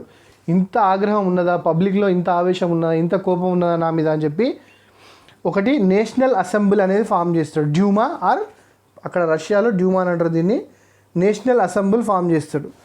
అండ్ అక్కడ ఎవరైతే ఇప్పుడు ఆ రస్పుతిన్ కానీ ఇంకెవరైనా రియాక్షనరీ మినిస్టర్స్ పైలేవ్ కానీ వాళ్ళు ఉన్నారు కదా, వాళ్ళను పవర్ల నుంచి తీసేసి ఎక్కువ మందికి మేము రిప్రజెంటేషన్ ఇస్తాం. ఇప్పుడు మనకు డెమోక్రటిక్ కంట్రీ అంటే యూనివర్సల్ అడల్ట్ ఫ్రాంచైజ్, ప్రతి ఒక్కరికి ఓటేసే హక్కు ఉండదు మనకి ఇప్పుడు. కానీ 1947 కంటే ముందు చాలా కంట్రీస్లో, మన ఈవెన్ ఇండియాలో కూడా కొంతమందికి మాత్రమే ఈ ఓటు హక్కు అనేది ఉండేది. ఇక్కడ వీడు ఏం చేసిండు, అందరికి ఇవ్వలేదు. బట్ ఆ ఓటు హక్కు అనే పరిధి ఓన్లీ కింగ్ ఫ్యామిలీకి కాకుండా ఇంకొంతమందికి ఇన్ఫ్లుయెన్షియల్ పీపుల్ ఎవరెవరు ఉంటారో వాళ్లకు పెంచడం వల్ల ఆ అన్రెస్ట్ అనేది కొంత తగ్గుముఖం పట్టింది. ఫస్ట్ డ్యూమా ఎప్పుడు మెట్ అయింది, 1906లో మెట్ అయింది. Which formed by A broader franchise. అంటే ఇప్పుడే చెప్పుకున్నాం కదా, ఎక్కువ మందితోని సెలెక్ట్ అయింది. ఈ పార్టీలలో డిఫరెన్స్ అంటే ఇప్పటికే మనం చెప్పుకున్నాం కదా, liberals, socialist reactionary party, constitutional monarchist, ఇట్లా డిఫరెంట్ ఐడియాలజీస్, డిఫరెంట్ పార్టీస్ ఉండడం వల్ల ఏమైపోయింది, ఇక్కడ సిస్టమ్ అనేది బ్రేక్ అయిపోయింది. అంటే ఆ రెవల్యూషన్ అధికారం కోసం ఆ రెవల్యూషన్ అనేది తగ్గిపోయింది. డ్యూమా హ్యాపెండ్ అంటే డ్యూమా ఎప్పుడెప్పుడు అయింది, 1907, 1912, 1917. అంటే జస్ట్ కన్సల్టివ్ బాడీ లెక్క మిగిలిపోయింది డిఫరెన్సెస్ వల్ల. ఆ డిఫరెన్సెస్ను సిజార్ మంచిగా యూజ్ చేసుకొని ఆయన ఇష్టం ఉన్నట్టే సేమ్ మళ్ళీ మోనార్కీ ఎట్లా నడిచిందో అట్లనే నడిపించుకున్నాడు. ఎందుకంటే వీళ్ళ మధ్యలో ఉన్న పొలిటికల్ డిఫరెన్సెస్ వల్ల. వరల్డ్ వార్ బ్రోక్ అయిపోయాక 1941లో వరల్డ్ వార్ స్టార్ట్ అయింది కదా. 1914లో ఈ రష్యానే జర్మనీ మీద అటాక్ చేసింది. కానీ జర్మనీ వీళ్ళను దారుణంగా ఓడించింది. వీళ్ళు ఆస్ట్రియాలకు పోయి కూడా ట్రై చేసిళ్ళు, అక్కడ కూడా ఆస్ట్రియాకి సపోర్ట్గా జర్మనీ వచ్చి రష్యాను దారుణంగా ఓడించింది. మనం ఇదివరకే చెప్పుకున్నాం కదా, జపాన్తో ఓడిపోయినప్పుడే చాలా ఎంబారస్మెంట్ ఫీల్ అయ్యారు వీళ్ళు. ఇక్కడ సేమ్ మళ్ళీ ఏమైంది, మళ్ళీ జర్మనీతో చాలా చిత్తుగా ఓడిపోయారు. ఓడిపోయేసరికి ఏమైపోయింది, పబ్లిక్లో ఇది చేతగాని ప్రభుత్వం, వీళ్ళతోని కాదు, వీళ్ళు మా కంట్రీని డెవలప్ చేయలేరు, వీళ్ళు ప్రెస్టీజ్ ఉంటుంది కదా, అది చాలామందిలో ఆ ప్రెస్టీజ్ అనేది వచ్చి దీనికి అగెనిస్ట్గా పెరిగింది. ఫిబ్రవరి రెవల్యూషన్. ఇక్కడ ఫిబ్రవరి రెవల్యూషన్ అన్నప్పుడు మనం ఒకటి గుర్తుంచుకోవాలి, ఏంటిది, రష్యాలో జూలియన్ క్యాలెండర్ అనేది ఉండే. మనం మామూలుగా ఇంగ్లీష్ క్యాలెండర్ ఏది ఫాలో అవుతాం, గ్రెగోరియన్ క్యాలెండర్ ఫాలో అవుతాం. గ్రెగోరియన్ క్యాలెండర్ ఫాలో అయితే ఇది ఫిబ్రవరి రెవల్యూషన్ కాదు, మార్చ్ రెవల్యూషన్. కానీ మనం జూలియన్ క్యాలెండర్ అకార్డింగ్ టు తీసుకుంటే ఇది ఫిబ్రవరిలో జరిగిన రెవల్యూషన్. మనకు వాళ్ళకు అంటే గ్రెగోరియన్ క్యాలెండర్కును జూలియన్ క్యాలెండర్కు 13 days గ్యాప్ ఉంటుంది. గ్రెగోరియన్ క్యాలెండర్ 13 days ముందు ఉంటుంది. మనకి ఇంకా డిఫరెంట్ క్యాలెండర్స్ కూడా తెలుసు కదా, మన ఇక్కడ తెలుగు ఉగాది రోజు మన తెలుగు సంవత్సరాలు చదువుతాం. ముస్లిమ్స్ హిజ్రా క్యాలెండర్ అని ఉంటుంది. డిఫరెంట్ పీపుల్కు డిఫరెంట్ కంట్రీస్కు డిఫరెంట్ క్యాలెండర్స్ ఉంటాయి, కామన్గానే ఉంటాయి. ఈ వీక్నెస్ మనం ఇప్పుడే చెప్పుకున్నాం కదా, వీక్నెస్ అనేది ఎక్స్పోజ్ అయిపోయింది జర్మనీతో ఓడిపోవడం వల్ల. ఈ reactionary party headed by tsarina under the guidance of Rasputin ఏం చేసిళ్ళు వీళ్ళు, భయపడి వీళ్ళు ఎంబడే ఏం చేసిళ్ళు, మనం ఇక్కడ రస్పుతిన్ను సిజారినా కలిసి మనం ఇక్కడితో ఆపేసి మనం వాళ్ళతో జర్మనీతో పీస్ ట్రీటీ చేసుకుందాం, అంటే ఓడిపోయినా అని ఒప్పుకొని మనం ఒప్పందం చేసుకుందామని చెప్పి అన్నాడు. కానీ ఇక్కడ ఏమైపోయింది, అట్లా అంటే ఎవరు ఊరుకుంటారు. ఇప్పుడు మామూలుగా ఎవరైనా మన ఇండియాని కూడా మన లడాక్ నిష్పెట్టి చైనా వాళ్ళకు రాసిస్తామని మన నేషనల్ గవర్నమెంట్ అన్నదనుకోండి, మనం ఎట్లా రియాక్ట్ అవుతాం, ఎట్లా ఇస్తారు, మీరెవరు ఇచ్చడానికి, మేము సెలెక్ట్ చేసిన గవర్నమెంట్ మీకేం అధికారం ఉన్నదని చెప్పి అట్లా ఇస్తారు, లడాక్ని ఎట్లా ఇచ్చి పెడతారు అని చెప్పి రియాక్షన్ వస్తుందా రాదా. ఈవెన్ ఇప్పటికి కూడా నెహ్రూ మీద క్రిటిసిజం ఉన్నదా లేదా, జమ్మూ కాశ్మీర్లో కొంత భాగం, లడాక్లో కొంత భాగం ఇచ్చిపెట్టిండని చెప్పి. సేమ్ ఇక్కడ కూడా అదే జరిగింది. ఈ March revolution was not carefully planned. ఇదేం కేర్ఫుల్గా ప్లాన్ చేసిన ఆర్కెస్ట్రేటెడ్ ప్రొటెస్ట్ కాదు. ఇది ర్యాండమ్గా అప్పుడున్న ఇమీడియట్ రీజన్స్తోని ప్రొవొకేషన్తో వచ్చింది. అంటే యుద్ధంలో ఓడిపోవడం, బ్రెడ్ తినడానికి తిండి లేకపోవడం, వాళ్ళ పేదరికం, ఇవన్నీ ఆ రెవల్యూషన్కు కారణమైంది. ఎక్కువైతే shortage of food. On March 8, 1917 women textile workers Petrograd side నడిచిళ్ళు. 15th March వచ్చేసరికి సిజార్ నికోలస్కు భయమైంది. ఆయన అధికారంలోకి వెళ్ళి తీసేసి ప్రొవిజనల్ గవర్నమెంట్ అనేది ఫామ్ చేసి. ప్రొవిజనల్ గవర్నమెంట్ అంటే అదొక ప్రొవిన్స్ లెక్క ట్రీట్ చేస్తూ ఆయనను తీసేసి కొంత డెమోక్రటిక్ ప్రాసెస్లో మినిస్టర్స్తోని కొంత గ్రూప్ ఆఫ్ పీపుల్తోని ప్రొవిజనల్ గవర్నమెంట్ అనేది ఫామ్ చేసిళ్ళు. ఈ ప్రొవిజనల్ గవర్నమెంట్ వాజ్ ఏ బూర్జువాస్, అంటే డెమోక్రటిక్ ప్రాసెస్. బూర్జువాస్ అంటే ఎవరు అనుకున్నాం మనం ఇప్పుడే, మిడిల్ క్లాస్ గవర్నమెంట్ అని చెప్పి కాన్స్టిట్యూషనల్ డెమోక్రాట్స్ మనం ఆల్రెడీ చెప్పుకున్నాం కదా. అంటే క్యాపిటలిజం నుంచి పుట్టుకొచ్చిన వాళ్ళన్నట్టు వీళ్ళు ఇండస్ట్రియలిస్ట్. మన బ్రిటన్ ఇన్ఫ్లుయెన్స్డో, ఫ్రెంచ్ ఇన్ఫ్లుయెన్స్డో, జర్మన్ ఇన్ఫ్లుయెన్స్డో పీపుల్. అక్కడ కూడా డెమోక్రసీ ఉన్నది కదా, ఇక్కడ కూడా సేమ్ దాంతో లిబరలిజంతో ఇన్ఫ్లుయెన్స్ అయ్యి వచ్చిన దాన్ని క్యాపిటలిస్టిక్ కాన్స్టిట్యూషనల్ డెమోక్రట్స్ అని అంటాం. ఇక్కడ ఏమైపోయింది, it announced the national constituent assembly with reforms declare to continue war. వీళ్ళు ఏం అనౌన్స్ చేసిళ్ళు, మన రిఫార్మ్స్ కోసం అర్జెంట్ అసెంబ్లీని పిలిచి రిఫార్మ్స్. ఇప్పుడు మనం తిండికి చచ్చిపోతాంటే నేను డెవలప్ చేస్తా అని మనం ఎంత నీతులు చెప్పినా కూడా మనం మైండ్కి ఎక్కదు. సేమ్ వీళ్ళకి కూడా అదే. మాకు ఇమీడియట్ రీజన్ ఏంటిది, మాకు ఫుడ్ కావాలి, వార్ కంటిన్యూ చేస్తామని కూడా చెప్పిళ్ళు. అది for urgent requirement of peace and bread. Mensheviks అంటే ఎవరు, బోల్షెవిక్స్ కంటే కొంచెం తక్కువ రాడికల్ వాళ్ళను మెన్షెవిక్స్ అని అంటారు. మనం ఇదివరకే అనుకున్నాం కదా, వీళ్ళు కంప్లీట్ బోల్షెవిక్స్ ఎవరు, వైలెన్స్ చేసైనా సరే మనం అధికారం దక్కించుకోవాలి, మనం అనుకున్న ఐడియాలజీని పొందాలి అని. మెన్షెవిక్స్ ఏంటిదంటే సేమ్ ఐడియాలజీ ఫాలో అవుతారు, బట్ మన సోషలిస్ట్ డెమోక్రాట్స్ అనొచ్చు. అంటే ఎకనామీ పరంగా సోషలిజమే ఉండాలి, బట్ డెమోక్రటిక్ ప్రాసెస్లో ఉండాలి, మరీ డిక్టేటర్షిప్ టైప్ కాకుండా. దీని లీడర్ ఎవరు, కెరెన్స్కీ. ఈయన పోయి మన ప్రొవిజనల్ గవర్నమెంట్ పోయి మళ్ళీ మెన్షెవిక్స్ గవర్నమెంట్ వచ్చింది. దానికి ఎవరు అధ్యక్షుడు? కేరెన్స్కీ. ఆయన మోడరేట్ సోషలిస్ట్. ఆయనే వార్ కంటిన్యూ చేసిండు, మన కాన్స్టిట్యూషనల్ మెథడ్స్ అవలంబించిండు, ఆయన డెవలప్ చేద్దామని చూసిండు కొంచెం. మళ్ళీ ఏంటిది మెన్షెవిక్స్ కూడా అక్టోబర్ రెవల్యూషన్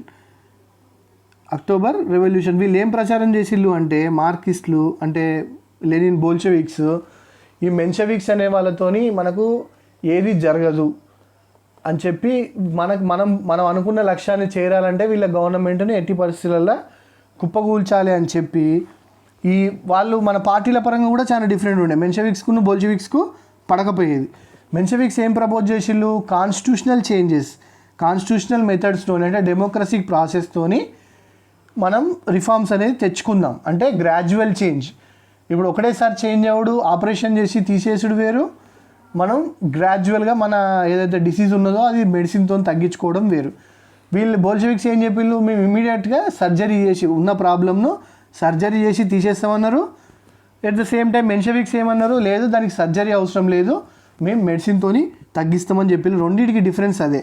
దానివల్ల డిఫరెన్స్ వచ్చింది. ఇనీషియల్గా ఆస్ట్రియాలో జరుగుతున్న వార్, జర్మనీతో జరుగుతున్న వార్లో ఇనీషియల్ సక్సెస్ఫుల్ అయింది రష్యా కొంత గెలిచినట్టు అవుపించింది కెరెన్స్కీ నాయకత్వంలో. ఏమైంది? అట్లా పెరిగేసరికి ఇప్పుడు వార్లో మనం గెలుస్తానం అనేసరికి ఏమవుతుంది? అక్కడ లోకల్ రష్యన్ పీపుల్లో ఈయనను అభిమానించే వాళ్ళు పెరిగిళ్ళు, అంటే వీళ్ళ ఐడియాలజీకి వ్యాలిడేషన్ వచ్చింది, వాళ్ళ ప్రెస్టీజ్ నిలబెట్టింది కదా. ఇంతకు ముందుకున్న గవర్నమెంట్ సిజార్ ఎందుకు కూలిపోయిండు? ఆ వార్ను గెలవలేకపోవడం వల్ల 1905లో 1915లో జర్మనీతో వారు, జపాన్తో వారు ఓడిపోవడం వల్ల. ఇక్కడ ఇనీషియల్ సక్సెస్ సరికి ఏమైపోయింది? ఇంకా కంప్లీట్ వార్ విన్ కాలేదు, బట్ ఇనీషియల్ సక్సెస్ సరికి ఏమైపోయింది? పబ్లిక్లో ఈయన వైపు తిరుగుతున్న ఫీలింగ్ వచ్చింది. అప్పుడు బోల్షెవిక్స్ ఏం చేసిళ్ళు? వాళ్ళ ఇన్ఫ్లుయెన్స్లు ఉన్న ఆర్మీ పీపుల్ను, గవర్నమెంట్ అఫీషియల్స్ను మీరు యుద్ధానికి సహకరించండి అని చెప్పి అన్నారు. అప్పుడు ఆర్మీ యుద్ధానికి సహకరించడం ఆపేసింది, యుద్ధానికి వాళ్ళకి సహకరించడం కంప్లీట్గా ఆపేసరికి ఏమైపోయింది? ఇప్పుడు రైల్వే స్టేషన్స్ బ్లాక్ చేసిళ్ళు, సైనికులు యుద్ధం చేయనన్నప్పుడు ఏమవుతుంది? వేరే దేశాలు వస్తాయి కదా మన దగ్గర యుద్ధం మీదకి, అంటే ఆ లీడర్ ఫెయిల్ అయినట్టే కదా. పబ్లిక్లో కూడా ఆ లీడర్ మీద నమ్మకం పోయి వీళ్ళు గవర్నమెంట్ ఆఫీసర్స్ను కూడా బోల్షెవిక్స్ క్యాప్చర్ చేసుకునేసరికి without a drop of blood government అనేది మెన్షెవిక్స్ చేతుల నుంచి బోల్షెవిక్స్ చేతులకు వెళ్ళింది. Lenin became prime minister and Trotsky was appointed as foreign minister. ఈ 1918లో మార్చ్లో 18th మార్చ్ రోజు armistice concluded the Germany Brest Litovsk treaty. వాళ్ళకు జర్మనీతోని ట్రీటీ చేసుకున్నారు. ఏం ట్రీటీ చేసుకున్నారు? మాకు యుద్ధం వద్దు, మేము యుద్ధం ఆపేస్తున్నాం, పీస్ ట్రీటీ కొనుక్కున్నారు. ట్రీటీని అంటే పీస్ను కొనుక్కున్నారు. వాళ్ళ ఉన్న ల్యాండ్ను, అంటే ఇంపీరియల్ రష్యాకు ఉన్న ల్యాండ్ను డొనేట్ చేసి జర్మనీ వాళ్ళకి ఇచ్చేసి, మాకు వద్దు బాబు, మాకు పీస్ ఉంటే చాలు, మాకు యుద్ధం వద్దు, ఏమొద్దు, ఈ ల్యాండ్ వద్దు అని చెప్పేసి ఇచ్చేసి వాళ్ళ గవర్నమెంట్ వాళ్ళు రూల్ చేసుకున్నారు. డిక్టేటర్షిప్ ఆఫ్ ప్రొలెటేరియట్ ఫార్మ్డ్, అంటే ఇప్పటిదాకా మనం అనుకున్నాం కదా, working class dictators, different section of people కలిసి డిక్టేటర్షిప్ ఫామ్ అయితే ఎట్లా ఉంటుందో, సింగిల్ సిస్టమ్ను అటోక్రసో, మొనార్కో, కింగ్షిప్పో అంటాం. వీళ్ళే పదం ప్రయోగించి ప్రొలెటేరియట్ డిక్టేటర్షిప్, అంటే ప్రొలెటేరియట్ అంటే వర్కర్స్ డిక్టేటర్షిప్ అని చెప్పి అనుకున్నారు. ఈ 1992లో రష్యా, అంటే 1919లో జర్మనీ ఓడిపోయింది కదా ఫస్ట్ వరల్డ్ వార్లో. ఓడిపోయిన తర్వాత వీక్ అయిపోయింది. అప్పుడు రష్యా ఏం చేసింది? ఏదైతే పీస్ ట్రీటీలో వాళ్ళకి ఇచ్చిల్లో, వాళ్ళు ఓడిపోయిన ప్లేసెస్ అన్నీ మళ్ళీ వాళ్ళు రీఅక్యుములేట్ చేసుకొని కొత్త ప్లేసెస్ కూడా ఆక్యుపై చేసుకొని 1992లో యుఎస్ఎస్ఆర్గా ఫామ్ అయింది. రష్యా యుఎస్ఎస్ఆర్గా ఫామ్ అయింది. అండ్ దీని ఇంప్లికేషన్స్ వరల్డ్ పాలిటిక్స్ మీద ఎట్లా ఉండే, ఇది రష్యన్ రెవల్యూషన్ ఇప్పటిదాకా మనం తెలుసుకున్నది. ఈ రెవల్యూషన్ తర్వాత వరల్డ్ పాలిటిక్స్లో ఏం చేంజ్ అయింది, మన ఇండియా మీద ఇంపాక్ట్ అయింది. మన ఇండియాలో కూడా కమ్యూనిస్ట్ పార్టీ ఆఫ్ ఇండియా అనేది స్టార్ట్ అయింది. కమ్యూనిస్ట్ పార్టీ ఆఫ్ ఇండియా 1919లో అందరూ కమింటమ్కి వెళ్ళిళ్ళు. రష్యా వాళ్ళు కమింటమ్ స్టార్ట్ చేసిళ్ళు. కమింటమ్ ఏంటిదంటే అదొక కాంగ్రెస్ మీటింగ్. వరల్డ్లో ఉన్న మొత్తం అందరు కమ్యూనిస్టులను అక్కడికి పిలిచేసరికి ఏమైపోయింది, వరల్డ్ మొత్తం ఒక కమ్యూనిస్ట్ ఆర్గనైజేషన్, అంటే వరల్డ్లో ఉన్న కమ్యూనిస్టులంతా ఒకటే. దాంట్లో ఇంపార్టెంట్ లీడర్స్ ఎవరు? M N Roy, Abani Mukherjee, etcetera etcetera. వాళ్ళు ఏం చేసిళ్ళు, బ్రాడర్ కాన్సెప్ట్లో మేము ఇది అనేది ఫామ్ చేసుకుంటాం అని చెప్పేసి, మా సొంత గవర్నమెంట్ ఫామ్ చేసుకుంటాం అని చెప్పేసి వర్కర్ క్లాస్ కోసం, అంటే ఇండస్ట్రియల్ రెవల్యూషన్ అన్ని కంట్రీస్లో స్లోగానో ఫాస్ట్గానో వస్తుంది కదా, దాన్ని రిప్రజెంట్ చేస్తూ ఇంకో కొన్ని వర్గాలను కలుపుకుంటూ మన దగ్గర పీసెంట్స్ని కలుపుకుంటారు. ఎందుకంటే అప్పటికి ఇంక ఇండస్ట్రీ డెవలప్ కాలే కాబట్టి. చైనాలో మావో ఆర్మడ్ రెవల్యూషన్కి ప్రిఫరెన్స్ ఇచ్చిండు, పీసెంట్స్ని యాడ్ చేసుకున్నాడు. ఎందుకంటే అక్కడ కూడా ఇండస్ట్రియల్ రెవల్యూషన్ అప్పుడు లేకుండే కాబట్టి. వరల్డ్ మొత్తం ఒక కొత్త పాలసీ అనేది అదైంది. ఎక్కడ బ్రిటన్ కానీ, ఫ్రాన్స్ కానీ, అమెరికా కానీ, ఈ యూరోపియన్ కంట్రీస్ కానీ, డెవలప్డ్ కంట్రీస్ కానీ ఏం చేసినాయంటే, ఎక్కడ మా కంట్రీలో కమ్యూనిజం వస్తుందో అని చెప్పి భయపడి అక్కడ ఉన్న వర్కర్స్ అప్పటి వరకు ఉన్న ప్రాబ్లమ్స్ ఏంటియో అవి సాల్వ్ చేసి, ఈ 8 అవర్ వర్క్ విధానం కానీ, వర్కర్స్కున్న ఇప్పుడున్న ఫెసిలిటీస్ అన్నీ కూడా తర్వాత జరిగిన రిఫార్మ్స్, దాని మేజర్ ప్లాట్ఫామ్ వచ్చేసి కమ్యూనిస్ట్ పార్టీ రష్యన్ రెవల్యూషన్ ఒక ఫర్మిడబుల్ ఫోర్స్గా పనిచేస్తుంది, ఇప్పుడు కూడా పనిచేస్తుంది. బట్ దాని ఫార్మ్స్ చేంజ్ అవుతున్నాయి. ఇప్పుడు చైనీస్ కమ్యూనిజం వేరు, రష్యన్ కమ్యూనిజం వేరు, నార్త్ కొరియన్ కమ్యూనిజం వేరు, టర్కీ కమ్యూనిజం వేరు, డిఫరెంట్ ఐడియాలజీస్. అంటే ఒకటే ట్రీ సోషలిజం, కార్ల్ మార్క్స్ చెప్పిన ఐడియాలజీ, బట్ ఇవి దానికి different branches. Thank you very much. Thank you for listening to the class. Please share and subscribe. If at all మీకు ఏదైనా topic మీద అర్థం కాకుంటే మీకు ఏదైనా కావాలంటే చెప్పండి, నాకు చెప్తే నేను మీకు ఆ టాపిక్ చెప్పడానికి ట్రై చేస్తాను నా వంతు. Thank you very much.